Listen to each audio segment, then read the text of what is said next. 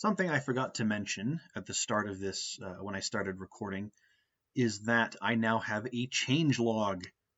This is just a way for people to take a look at what has changed from the last time they looked. Just pretty simple notes, keeping track of versions.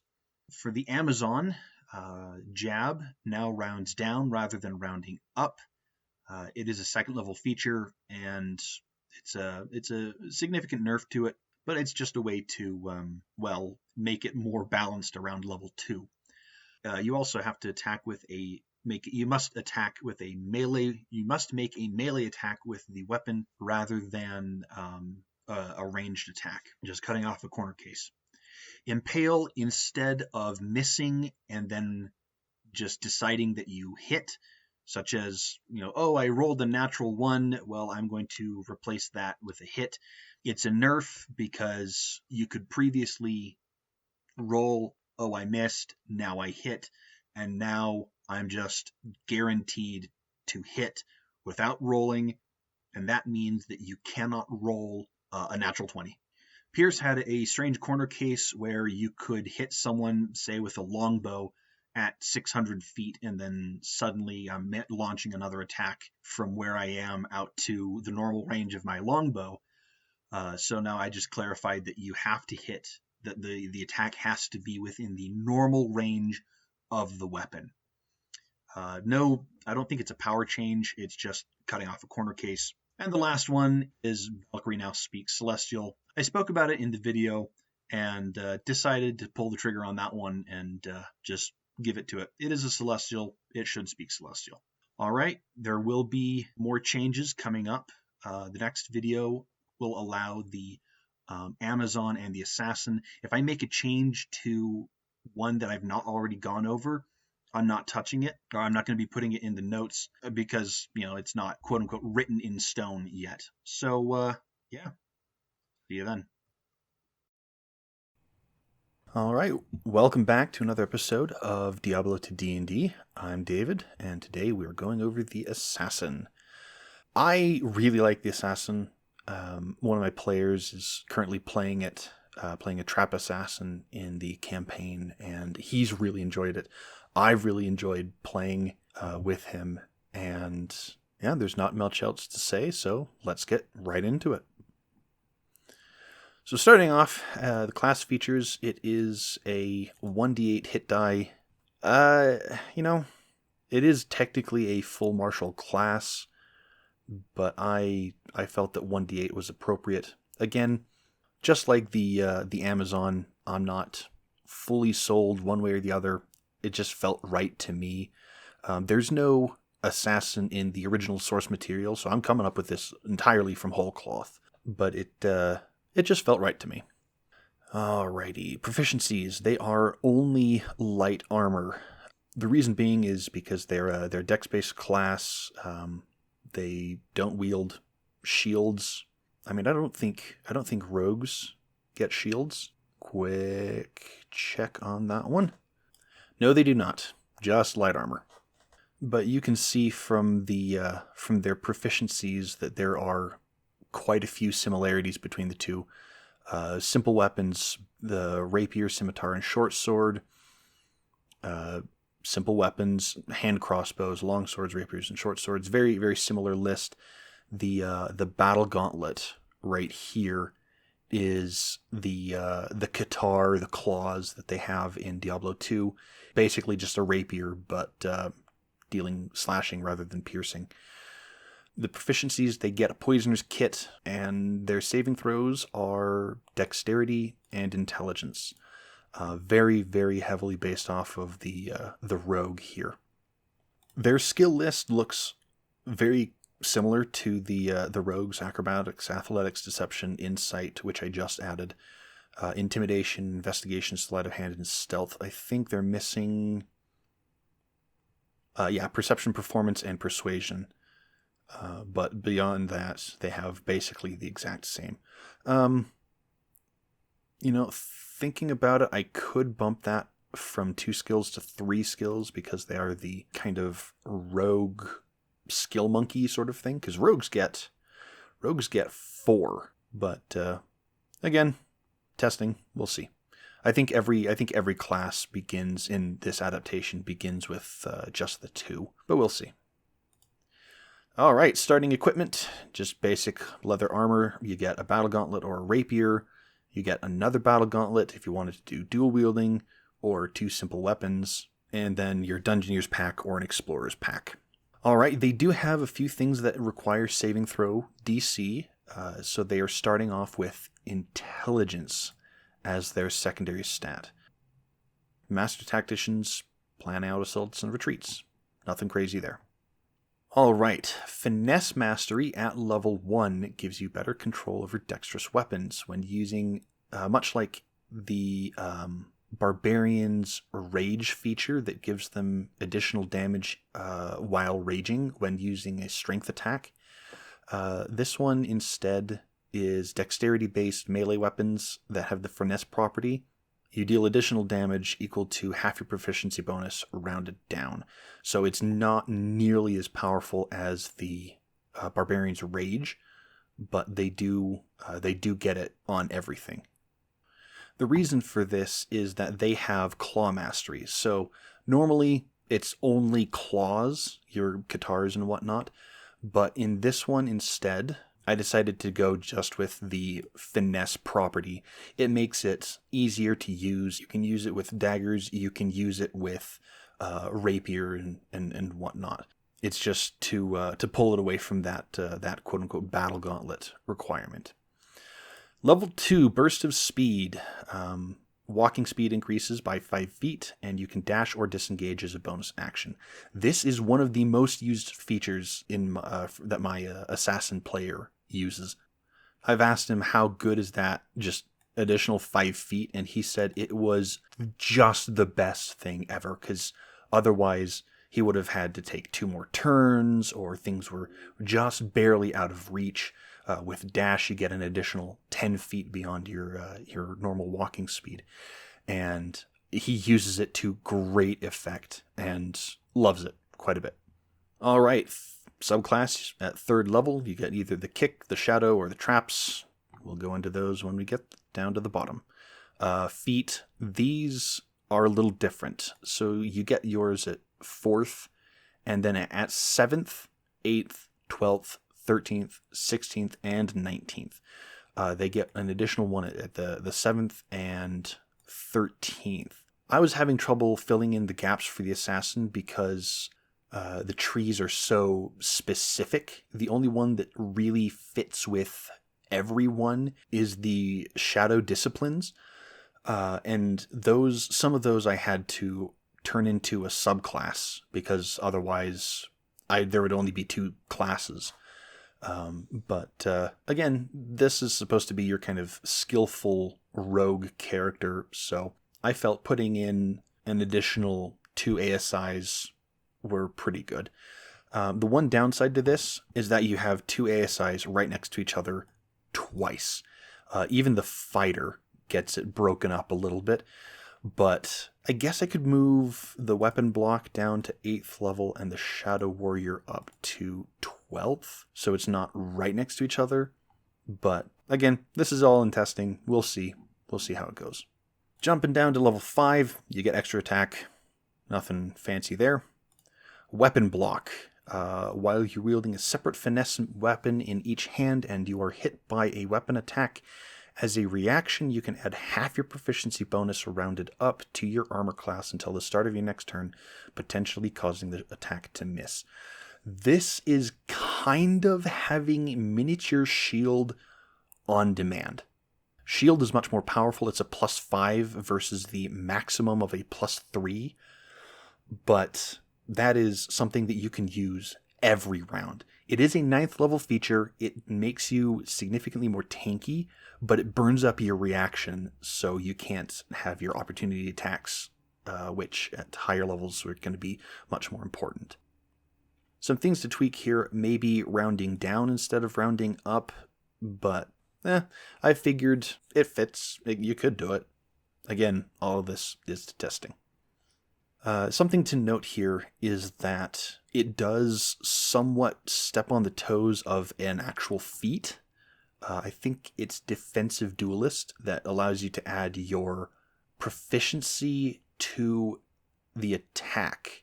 Or sorry, your proficiency to your armor class for one attack. It's very similar, and they're both resourceless. They both have the same triggering conditions, but this one is half your armor class, but it is for the full time versus a big burst for one attack. So again, maybe not. I don't know. We'll see.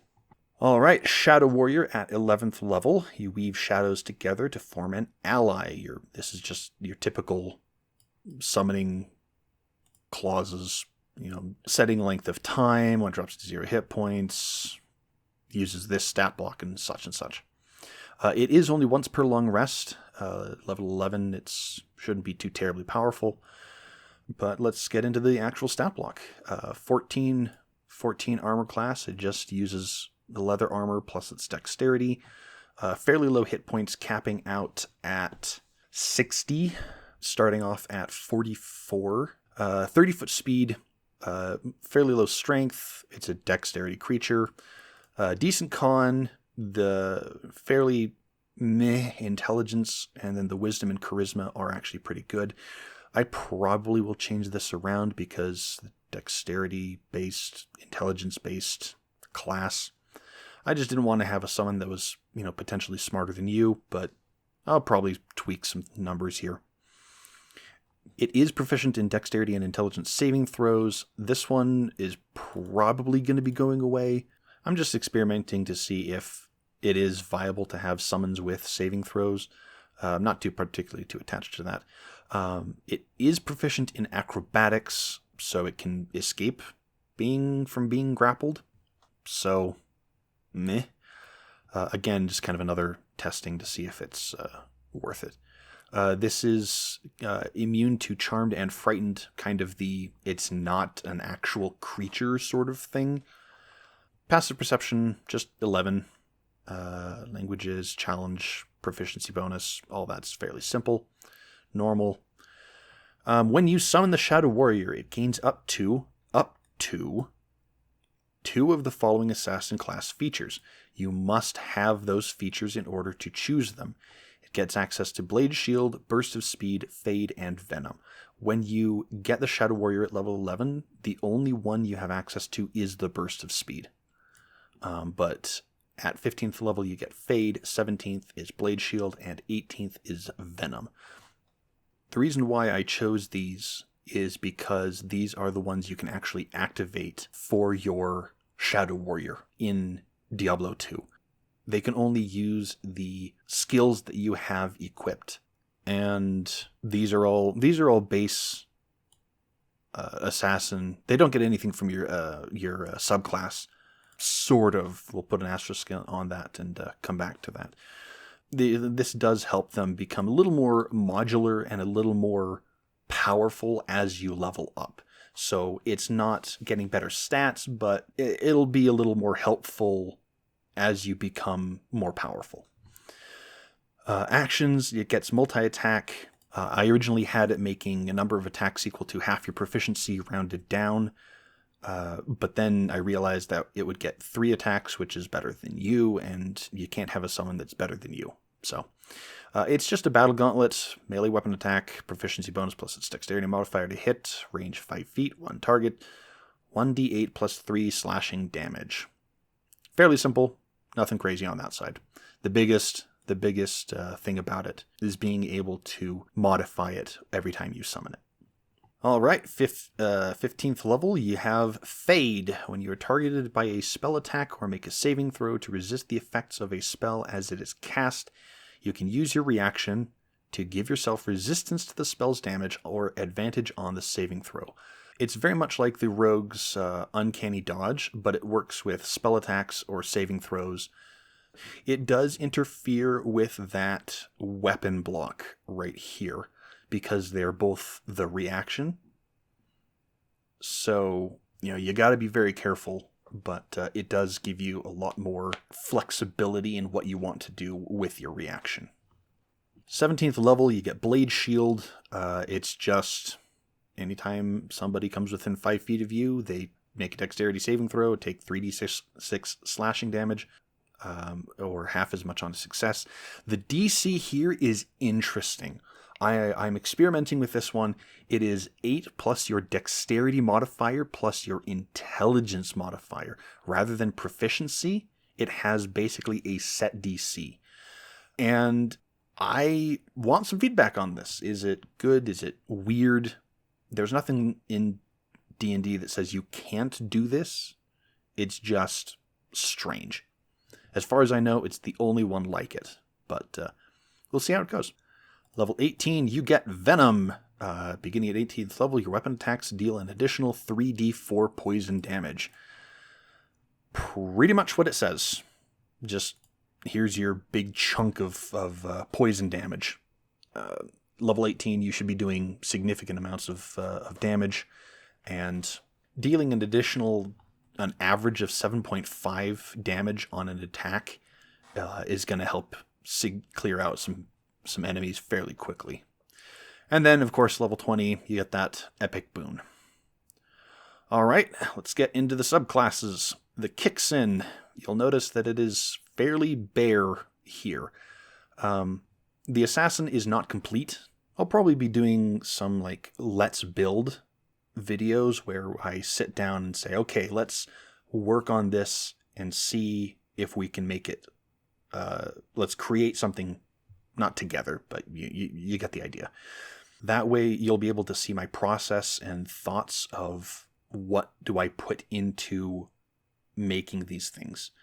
I did have an idea this past Wednesday about how to make the charge up skills actually work, where it is a generator spender. And these charge up skills will have a number of points that you can spend to get a charge. And then when you make the attack or your finishing move, then you can expend those charges and potentially get them back, kind of like a limited key point system.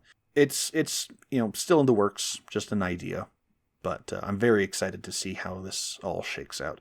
And then, of course, your finishing move at 6th level. Oh, when you take this subclass at 3rd level, you get 2 charge-up skills, and then you get another charge-up skill at level 10. You only get 3 skills, so choose wisely, but you will be able to change them. Now, whenever you gain a level in this class, you can choose one of your charge-up skills and replace it with another charge-up skill that you could learn at that level. So these will have level requirements. And then 6th level, you get 1 finishing move, and then at 14th level, you get another finishing move. So that way, by the 14th level, you have 3 charge-up skills and 2 finishing moves. So we'll see how all that shakes out, but I'm very looking forward to actually doing the video on that one. The Shadow Assassin, again, fairly bare. I have ideas here. Psychic Hammer is very much like the telekinetic feat or the telekinetic feature of the sorceress, but it deals a little bit more damage, but you don't get the mage hand. Cloak of Shadows is going to be really weird. Thinking something like invisibility, maybe at will, maybe greater invisibility at higher levels. I'm not exactly sure, because it's a weird game or weird ability in Diablo 2. Mind Blast, I was looking at, it's not Tasha's Mind Whip, it's Synaptic Static as a starting point, but Synaptic Static is not in the OGL, or is not covered under the OGL, because it's from Xanathar's Guide to Everything, I believe. But yeah, it's a good starting point, and just kind of a little bit of burst damage, and maybe stun, maybe charm. We'll see what it is, how I end up adapting it. But the Shadow Master, this one I'm very proud of, and may be a bit too powerful, because your Shadow Warrior, instead of getting another Shadow Warrior, or a second one, you get a much, much more powerful version. You get to choose each skill rather than just the 2. So your Shadow Warrior gets very powerful.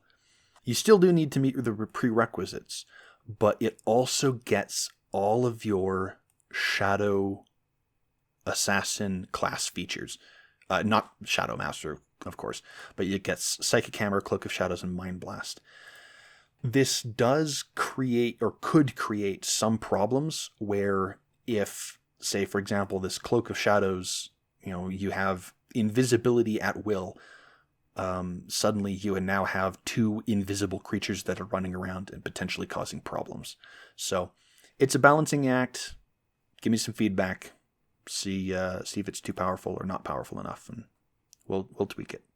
Now, the Trapsin. I like this subclass. It's not fully complete, and I had some ideas of what to do with this, with those two, because these are kind of the turret that I'll get to them in a little bit. Level 3, you get Tinker's Tools. These are just these are your tools that you use to create your traps, your devices. Technically, traps are thieves' tools, and I've considered throwing in thieves' tools as a part of this level 3 feature, or making them at a little higher level. We'll see. Fire Blast, you just get at level 3, you get a number of small grenades equal to your proficiency bonus.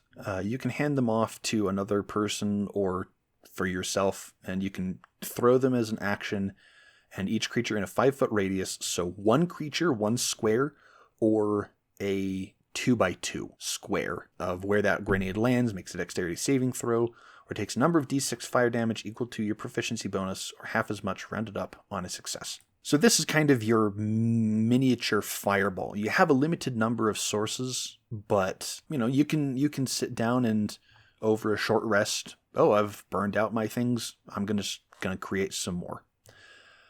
This was useful, incredibly useful in the campaign. The Fallen only have about 8 hit points.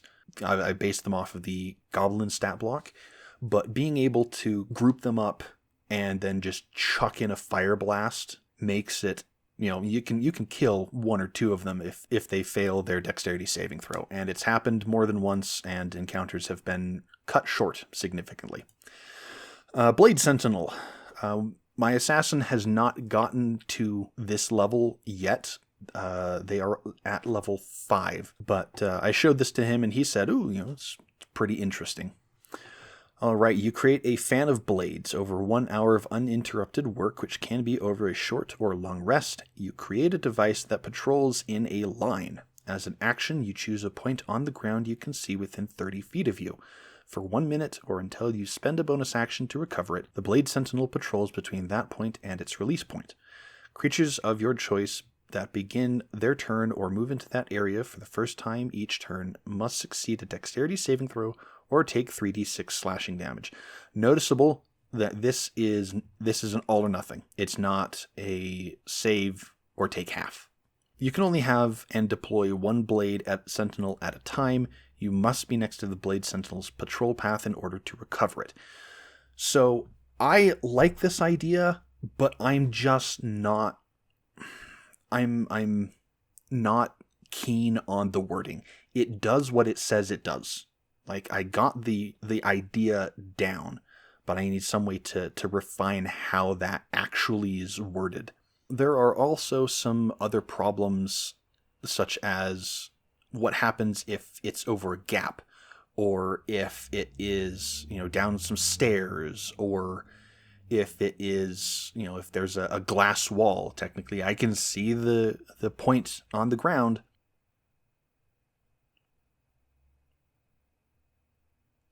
No way. That isn't behind full cover. Does that fit? I think that fits. We'll see. I'll leave that there. Yeah, it's a Blade Sentinel. Wake of Fire and Death Sentry. I've not figured out what to do with them. I have some time before we get to that point. They level up 4 times in an act, except for Act 3, which is only, or Act 4, which is only 3 times. So I've got some time before they hit 10th level.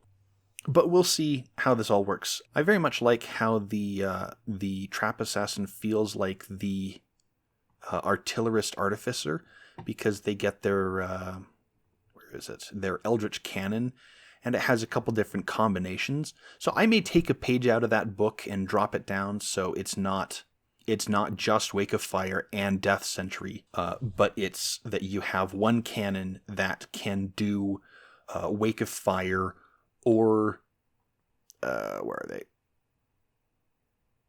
Or like you can, it kind of combines the Charge Bolt Sentry, or the Wake of Fire, or the Wake of Inferno, or the Lightning Sentry, or the Death Sentry. Instead of having 4 or 5 of these things, launched onto the battlefield, you can only have one that's set to a setting, and then probably as an action, you can walk over and, turn the dial on it or something, so that, I need long-range lightning, let's do that one, or I need massive AoE fire damage, so we're going to do that one. I might do it that way, or I might keep it like this. There's a lot of modularity I could throw into this, but we'll see how it goes. Another thing that I've been considering is giving the ability to build traps, like more than just you get thieves' tools, but actually hard coding into the Trapsin, like, spending some materials, some rope or natural materials, you can set a trap that expends a use of your Fire Blast or Blade Sentinel, and then when somebody comes by, boom, that goes off, and then you can eventually recover these things. And that way it feels like you are someone who is actually setting up traps, and it encourages more cerebral play, I guess, where like you are not just going to jump in there and butcher hordes of enemies. I mean, it's Diablo, you kind of have to, but you're not just going to go in there and it encourages setting up some time to prepare. It's like, there's a mega demon coming, so we're going to set up this thing, and as it comes by, this Blade Sentinel is going to trip, and it's going to go down there and start cutting up some things. Or, we're going to trap them in this narrow hallway, and I'm going to throw out set up this trap so that when they get to the end of the hallway, the Blade Sentinel comes, activates, and starts going up and down that hallway and dealing a ton of damage to them.